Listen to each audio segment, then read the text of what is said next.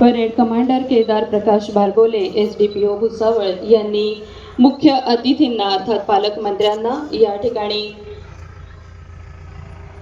त्यांनी रिपोर्टिंग केलेलं आहे। प्रजासत्ताक दिन 26 जानेवारी 2026 आणि आपण सगळे साक्षीदार होतो आहोत जळगावच्या या पोलीस कवायत मैदानावर होणाऱ्या मुख्य शासकीय सोहळ्याला।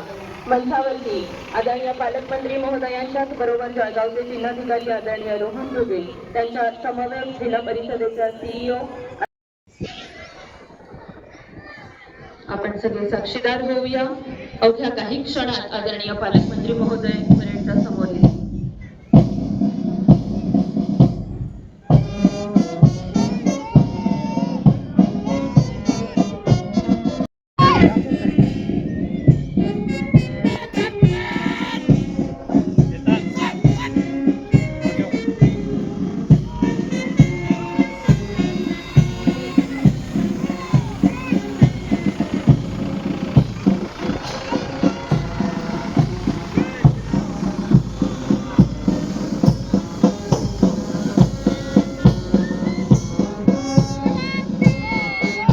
आणि त्यांचे कुटुंबीय, वीर माता, वीर पिता, वीर पत्नी, लोकप्रतिनिधी, विविध क्षेत्रातले मान्यवर, अधिकारी, पत्रकार, विद्यार्थी आणि माझ्या प्रिय जळगाव जिल्ह्यातील नागरिकांना आपणास मी भारतीय प्रजासत्ताक दिनाच्या 76व्या वर्धापन दिनानिमित्त हार्दिक शुभेच्छा देतो।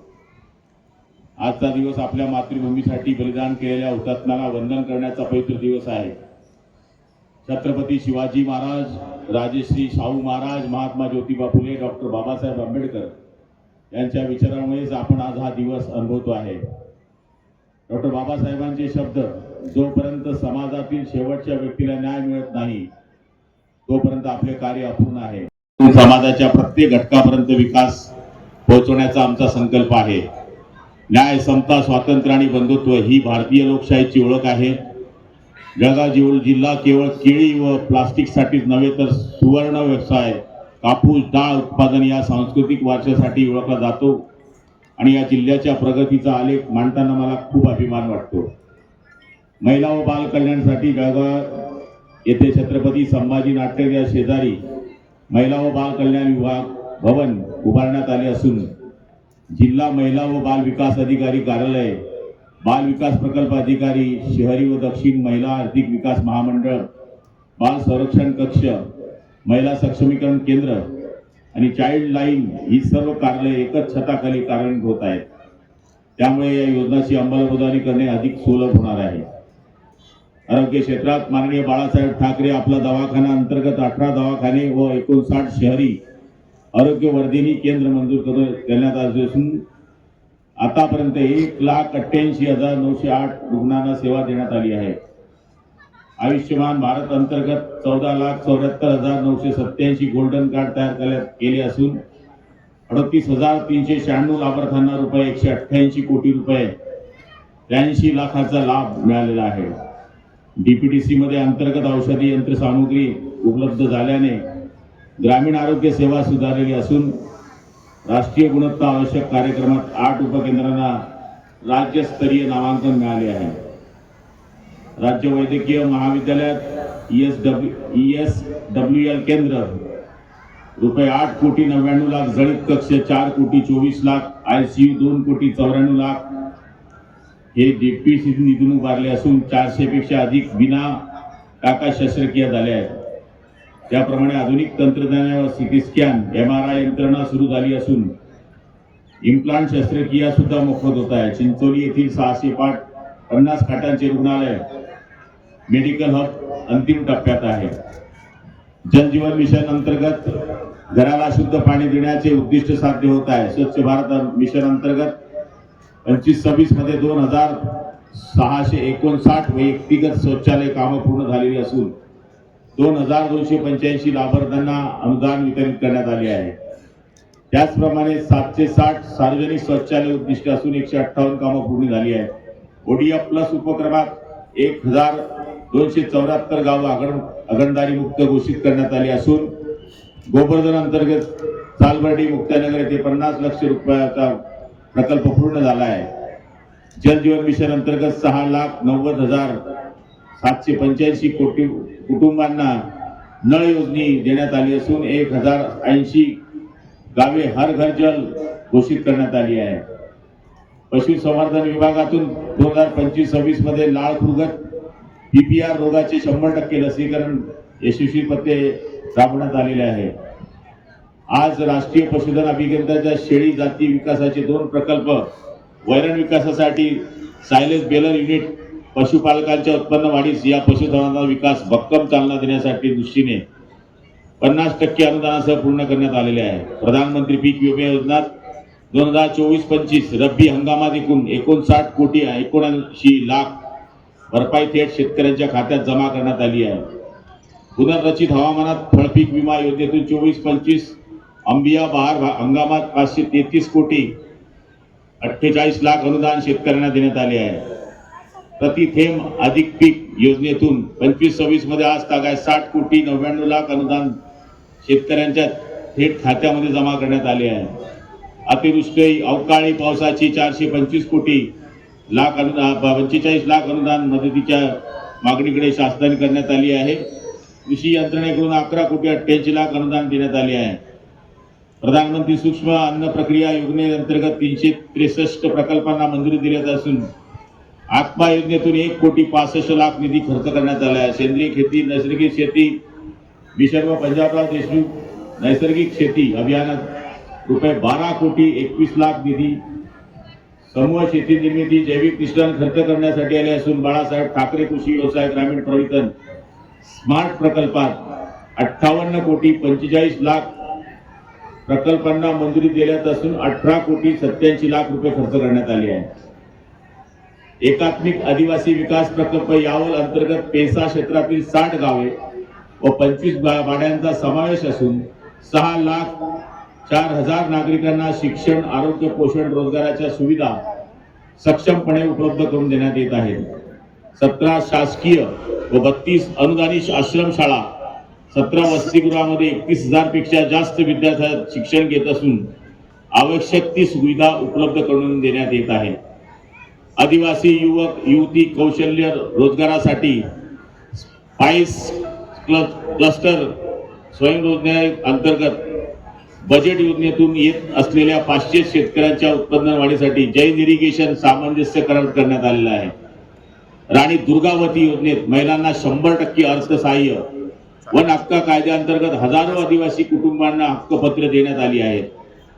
राज्य सरकारच्या 100 दिवस कार्यक्रमात एकात्मिक आदिवासी विकास प्रकल्प यावल याचा राज्यात प्रथम क्रमांक आलेला आहे. चोपड्या तालुक्यातील आदिवासी भागात भर रस्त्यात एक आदिवासी महिला प्रस्तुत झाल्याची घटना पुढे आल्यानंतर जिल्हा परिषदच्या आरोग्य विभागातून माध्यमातून जिल्हा स्तरावर टेलिमेडिसिन कक्ष सुरू करण्यात आले आहे. या कक्षाच्या माध्यमातून गर्भवती मातांना आरोग्य सोयी पुरवण्यात भर दिला जात असून आतापर्यंत 5,000 पेक्षा जास्त महिलांना याचा फायदा झालेला आहे. जळगाव औद्योगिक क्षेत्र 1975 मध्ये स्थापन झाले. 631.32 हेक्टर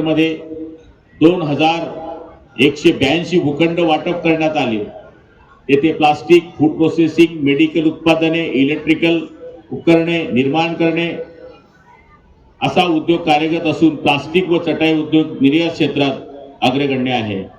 जळगाव जिल्ह्याला औद्योगिकदृष्ट्या D+ हा दर्जा प्राप्त झाल्यामुळे येथे नव्या उद्योगांना मोठ्या प्रमाणामध्ये संधी उपलब्ध होणार आहे. राज्याच्या नवीन औद्योगिक धोरणानुसार जळगाव जिल्हा हा औद्योगिक क्रांतीचा सुवर्ण संधी मिळत असून त्या जिल्ह्याला आता विकासाची मोठी चालना मिळणार आहे.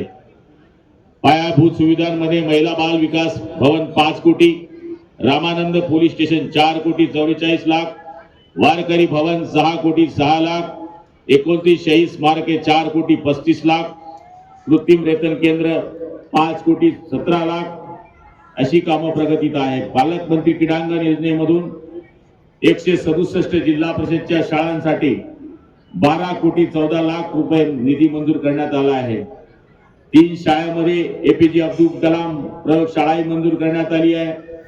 पालकमंत्री जनसुविधा योजने माध्यमातून 70 कोटी रुपयाची जनसुविधेची कामं जिल्ह्यात मंजूर करण्यात आली असून यामुळे जिल्ह्यातील ग्रामीण भागाचे चित्र बदलणार आहे. 1160 ग्रामपंचायती सक्रिय सहभाग घेतला असून ग्रामपंचायती सक्षमीकरण करण्यात 195 ग्रामपंचायती 100% मानांकन प्राप्त झालेले आहेत.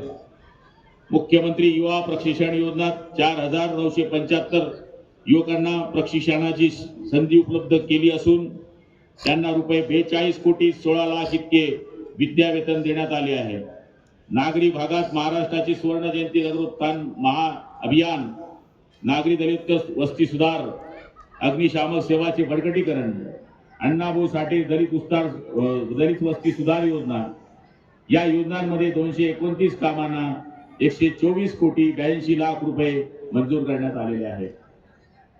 जिल्हा नियोजन समितीतून रामानंद पोलीस स्टेशन याला 4 कोटी, पायाभूत दूर क्षेत्र 4 कोटी 23 लाख 12,000, त्याचप्रमाणे 63 दुचाकी 40 4-चाकी वाहनांसाठी 6 कोटी 63 लाख 83,000 रुपये, पद्मालय हॉल दुरुस्त नूतनीकरण करण्यासाठी 73 लाख रुपये एवढा खर्च करण्यात आला आहे. पोलीस अधीक्षक कार्यालयाला 100 केव्ही सोलर प्लॅन माध्यमातून 100 युनिट वीज निर्माण होत आहे. उमेद अभियान अंतर्गत 31,517 स्वयं सहायता समूहातून 2,97,620 ग्रामीण भगिनींना स्वावलंबनाच्या मार्गावर आहेत. 1,339 CRP, 292 कृषी सखी, 244 पशु सखी, 79 बँक सखी या माध्यमातून गाव पातळीवर प्रभावी काम सुरू झाले आहे. संजय निराधार योजनेअंतर्गतून 86,822 लाभार्थ्यांना, श्रावण बाळ योजनेतून 1,21,526 लाभार्थ्यांना 1,500 रुपयाप्रमाणे अनुदान वाटप करण्यात आलेले आहे. 22,783 दिव्यांगांना 2,500 प्रमाणे अनुदान वाटप करण्यात येत आहे. या गटांच्या मार्फत उत्पादने हक्कांचे व्यासपीठ मिळावे म्हणून जिल्ह्यात बहिणाबाई मार्ट ही संकल्पना राबवण्यात येत आहे. राज्य शासनाने ही संकल्पना राज्य स्तरावर स्वीकारली असून अशी 12 बहिणाबाई मार्ट जिल्ह्यामध्ये निर्माण होत आहे. राज्य शासनाने 20 कोटी रुपयाचे मार्ट भुसावळ येथे सुद्धा मंजूर करण्यात आलेले आहे. अनुसूचित जाती जमाती घटक क्रमातून 93 कोटी रुपये निधी मंजूर करण्यात आला आहे.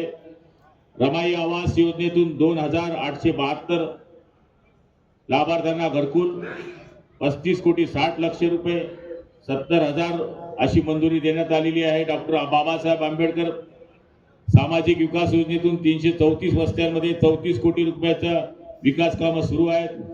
शिक्षण क्षेत्रात 8,361 विद्यार्थ्यांना DBT द्वारे मेट्रिकोत्तर शिष्यवृत्ती स्वाधार योजनेत 780 विद्यार्थ्यांना 170 कोटी 82 लक्ष रुपयाचा लाभ देण्यात आला आहे. प्रधानमंत्री आदर्श ग्राम योजनेतून 8 गावांमध्ये विकास कामं सुरू झाली असून 12 वसतिगृहात 945 विद्यार्थी व अनुसूचित जातीच्या निवासी शाळेत 200 विद्यार्थी मोफत सुविधा घेऊन शिक्षण घेत आहेत. ऊसतोड कामगार व तृतीयपंथीय समिती स्थापन करण्यात आलेले असून 190 ओळखपत्रे देण्यात आलेली आहेत.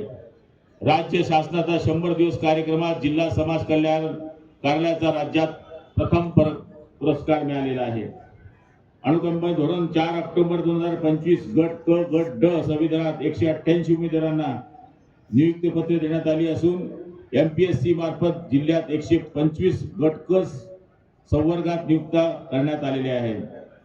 जिल्हा वार्षिक योजनेत सर्वसाधारण सन 2025-26 मध्ये 677 कोटी नियतव्यय मंजूर करण्यात आला असून 402 कोटी 60 लाख शासनाकडून प्राप्त झाले आहे. त्यापैकी 147 कोटी 3 लाख निधी खर्च झालेला असून एकूण 481 कोटी 88 लाख रकमेची प्रशासकीय मान्यता देण्यात आलेली आहे. त्यामुळे अनुसूचित जाती उपाय योजनेत रुपये 93 कोटी, आदिवासी घटक 26 कोटी 60 लाख, आदिवासी बाह्य क्षेत्रातील 38 कोटी 2 लाख निधी मंजूर करण्यात आला आहे. आपत्तीमध्ये 8,24,520 शेतकऱ्यांचा त्या 6,03,030 हेक्टर क्षेत्रात नुकसान झालेल्या असून शेतकऱ्यांच्या माध्यमातून 683 कोटी रुपये अनुदान मंजूर करण्यात आलेले आहे. 5,51,292 बाधित शेतकऱ्यांना डीबीटी प्रणालीद्वारे 428 कोटी 36 लाख 5,000 अनुदान व इतर मदतीसाठी रुपये 610 कोटी 46 लाख अनुदान वितरित करण्यात आलेले आहे. जिल्ह्यामध्ये मुख्यमंत्री सौर वाहिनी अंतर्गत 153 उपकेंद्र मंजूर करण्यात त्याची क्षमता 550 मेगावॅट आहे. त्यापैकी 40 उपकेंद्रांमध्ये 120 मेगावॅट एवढी ऊर्जा निर्मिती होत असून 60,000 कृषी ग्राहकांना दिवसा वीज उपलब्ध होत आहे. आंतरजातीय विवाह प्रोत्साहनपर अनुदान अंतर्गत 2004 लाभार्थींना 50,000 प्रमाणे थेट लाभ प्रदान करण्यात आला आहे. अनुसूचित जाती व नवबुद्ध घटकांना वस्त्यांच्या विकासासाठी 642 कामांना प्रशासकीय मान्यता देण्यात आली आहे. ज्येष्ठ नागरिकांचा सन्मान व सुरक्षेसाठी केंद्र सरकारच्या अटल वयो अभ्युदय योजनेअंतर्गत धानोरा येथे मातुश्री अंबुनाई वृद्धाश्रम इथे सुरू करण्यात आलेला आहे. लेक लाडकी 2025-26 मध्ये 2,217 लाभार्थ्यांना 1 कोटी 10 लाख रुपये अनुदान खर्च करण्यात आले आहे. ॲग्रीस्टॅक योजनेत अंतर्गत 5,53,862 शेतकऱ्यांना डिजिटल शेतकरी आघाडी नोंदणी पूर्ण केली असून ई पीक पाहणी अंतर्गत 70% अधिक शेतकऱ्यांची नोंद केलेली आहे.